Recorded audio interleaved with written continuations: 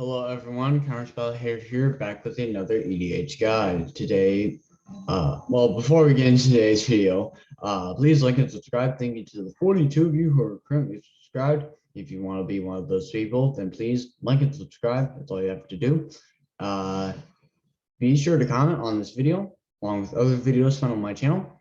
And as you're commenting, if you're the first comment on this video, then you can make an EDH request. So like a commander, just put in a commander name as you're commenting if you want to make one, and maybe even a style if you want it. So like a Voltron commander or like an enchantment commander if you want to style that sort of commander. So like Ramos enchantments or Ramos creatures. Just let me know. You know, be specific, be clear, which shouldn't be too much of a big deal. And hit the notification bell, that way you don't miss another one of my videos. And share this video along with other videos found on my channel with other people. With that said, let's get into this one. So we're back on track, kind of with Battle for Baldur's Gate with Myrkul, Lord of Bones. So this is an aristocrats enchantment sort of type deck. So we've got constellation effects along with synergies. So let's get straight into it. Citizen Champion for card draw, Underworld Coinsmith for life gain, Captivating Unicorn can tap stuff our opponents control, Archon of Slim's Grace to make us flyers, Giant's Chosen for even more tokens, Eidolon of Blossoms for even more card draw, Nexus Wardens gain us life, Destiny Spinner can turn a land we control into a really big elemental creature with trample. Death Greeter from whenever another creature we control dies. Whenever a creature dies. Harvester of Souls for card draw. Frankenwrath Noble for draining. Grave Betrayal is a great one because then this allows us to copy our opponent's stuff and make sure they don't get it back into their graveyard. Butcher of Malakir. For when our stuff dies. Blood Artist. More drain. Vindictive Vampire. Drain again. Scoot Swarm. So now we've also got like kind of creatures that work well. That can work well as gem. So Scoot Swarm, for example. I think that just make a bunch of enchantments. Now I don't know how that would affect how that would work with Myrkul. Let me know if it would lose the creature type. But even if it doesn't, it would trigger off. This would, if you had exiled it, then this would create a whole bunch of enchantments. So that would trigger off Constellation a bunch. And if it doesn't, well, then Scoot Swarm works regularly. Not to mention, if you get to 6 or more different lands, before this ends up dying, the non-token copy ends up dying, then you'll be able to still get the payout from Scoot Swarm. Tireless Truckers for more card draw. Ant Queen is nice because we can use this to make manually just make tokens. Mycolith is nice because I believe Devour 2 will still work even if it enters in as an enchantment. And this can create a whole bunch of tokens. Doubling Season to double up on the amount of tokens we create. Second Harvest, double up on our tokens again. Parallel Lives, same thing. Darian, King of Gajeldor, is for aggro matches, stuff like that.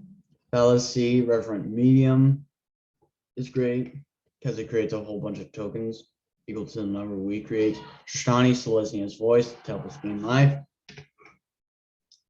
Teysa, Karlov. Now, I don't know if her first line of text would cause you to create 2 would allow you to create 2 copy tokens of a creature you control, of a non-token creature you control when it dies. I don't know how Myrkul would work with that. Please let me know. But we also have Tesa, Envoy of Ghosts. This is for more aggro as well. Chatterfang, since we're creating tokens. This will give us creatures. Omnath for mana. Fixing Kaudama, the East tree is nice because the copy tokens keep their mana value. So putting on the East tree will still pay out enchantment or creature. Tireless Provisioner can create us food and treasure, so help us ramp a bunch. Pendershroot Dryad because of the send, and can create some bunch of tokens. Same thing with Verdant Forest. Bellajoss Witherbloom, same thing, not to mention help us ramp a bunch. Desecrated Tomb because creature cards are leaving our graveyard. Open the Graves. Tormod the Desecrated to make more tokens. Sir Conrad the Grim, same thing as like Desecrated Tomb and Tormod the Desecrator, since cards are leaving our graveyard and stuff is also dying. Rulecaller Gisa can make tokens while she is an enchantment. Maja Betrogard Protector can be a buff enchantment and an enchantment that creates this token whenever land is buffed within our control. Path of Peril is nice because it can just be a board wipe in the early game or in the late game when you have mana for it. Annotated Precision is just like Parallelize, it's just white. Keeper of the F Chord, since there's probably going to be someone ahead of us in creature and board state, so this counters people who go wide and landfall decks, and by being prepared in that sort of way, in EDH in this case, we are more likely to kind of win. Mechanics the Unhallowed allows us to pay out even more from our creatures when they are still not enchantments. Death Tyrant is still a really good creature because you can kind of choose, you kind of have choice with it thanks to its activated ability. Being able to return itself from your graveyard to the battlefield tapped. Not to mention, if you're going against aggro, this can be a bit helpful. God Eternal Kentra for when we cast our creature spells, and is nice because it's one of the gods from War of the Spark. So when it dies or it's put into exile from the battlefield, it'll be put into our library from the top. Overseer of the Damned can be removed on the spot. Not to mention, it's a great counter for aristocrat sort of decks when they're sacrificing non-token creatures. God Eternal Bantu can just draw us a whole bunch of cards and allow us to sacrifice a bunch of stuff. And if you're able to play this at instant speed, that's also great because then you sacrifice all your stuff if like a board wipe is coming and they all become enchantments. Unless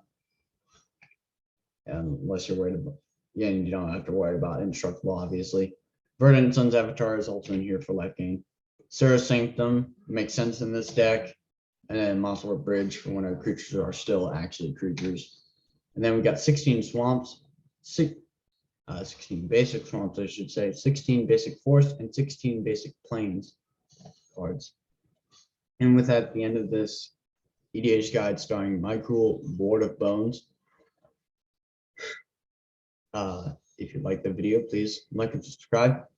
You can be one of the people who show their support for this channel, and to the people who are currently showing their support for this channel, thank you. Like I said, if you want to be one of those people, just please like and subscribe. That's all you have to do. We're at 42 right now. Like to keep going. So keep that number going up. Keep commenting. I've kind of been missing feedback from you guys lately. No big deal, but I'd like to see it from you guys.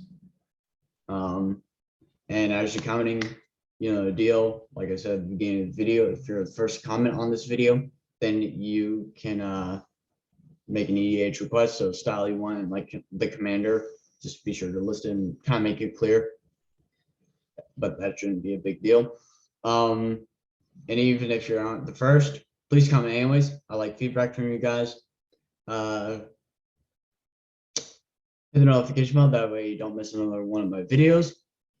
And please share this video along with other videos found on my channel with other people. With that said, I'll see you guys later.